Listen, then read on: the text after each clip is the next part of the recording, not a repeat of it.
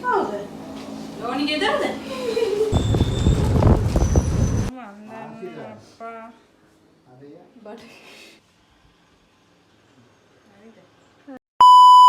Hello everyone, welcome back to my YouTube channel.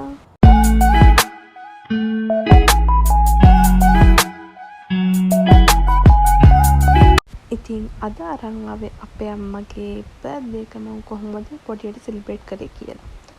මුලින්ම පෙන්නුවා වගේ මම අම්මට ෆ්ලවර් බොකේ එකක් ඕඩර් කරා. ඒක ඕඩර් කරේ නිමාස් ක්‍රාෆ්ට් එකෙන්.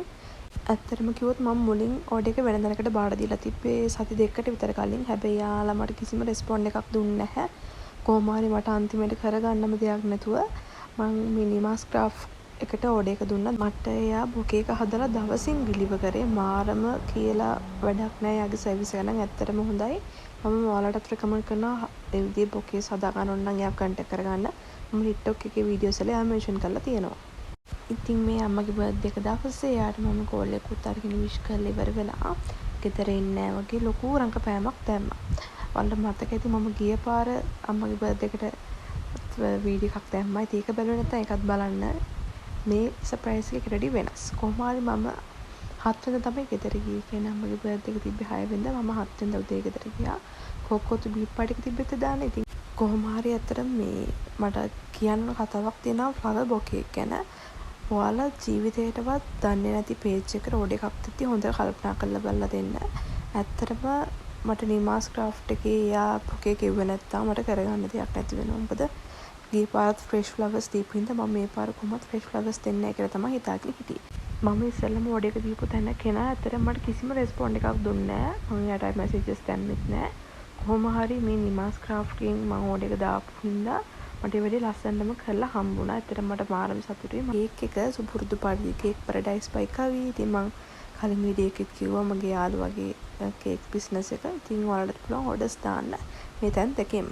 ඉතින් මම ගෙදර කවුරුත් හිටියේ නැහැ. අප්පච්චි වැඩේ ගන්නට ප්ලෑන් කරලා ගිහින් තිබ්බා. මම අම්මලා එනකන් මට පුළුවන් විදියට ඔය දේවල් ටික ලෑස්ති කරා. උදේ ඉඳලා අම්මා කෝල්ස් ගන්නවා මං එක එක හේතු කියලා කරන්ට් එක නැහැ බැටරි නැහැ ඔය විදිහේ දේවල් කියලා කොහොම හරි ෂේප් වෙලා හිටියා. ඉතින් කොහොම හරි හැමදාම වගේ ඉතින් මම සර්ප්‍රයිස් කරන්න ගියාම බැනුම් ආ ගන්නවනේ. ඉතින් මේ පාරත් බැනුම් ඇහුවා. මං හිතනවා වැඩේ මේ පාරත් සාර්ථක වුණා කියලා.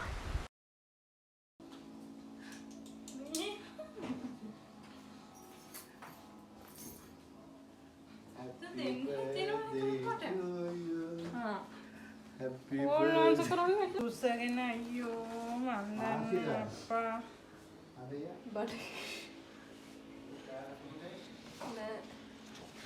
මේ මොකද්ද මේ? ඉතින් අපේ වටේ කුඩාක හිටියට යාළුවෝ හිටියට අපිට ඇත්තටම ආදරය කරන්න ඉන්නේ හරිම ටික දෙනා. ඉතින් ඒ අතරින් උඩින්ම ඉන්නේ අම්මා අප්පච්චි එතකොට අපේ සහෝදර සහෝදරියෝ කවුරු හරි මගේ නම් මල්ලි.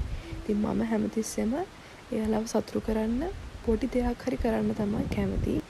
අනික උපන්දිනයක් ඉන්නේ අවුරුද්දකට එකපාරයි. ඉතින් ඒ නිසා මම අමතක කරන්නේ පොඩි හරි තෑග්ගක් දීලා එයාලව සතුටු කරන්න. අම්මා ගන්න ආසාවෙම හිටපු දෙයක්. ඉතින් මේ පාර අපිට පුළුවන් වුණා යාට gift එකක් හැටියට දෙන්න. ඉතින් ඔන්න ඔය විදිහට තමයි බර්ත්ඩේ එක උනේ. ඉතින් අපිට ලොකුම අඩුව තමයි අපේ මල්ලි නැති එක. ඉතින් මොනව කරන්නද නේ. ඉතින් හැමදාම එයාට ගෙදර ඉන්නත් බෑනේ. ඉතින් එහෙනම් අලුත් වීඩියෝ එකකින් ඉක්මනටම හම්බ වෙමු අපි. Thanks for watching. Bye bye.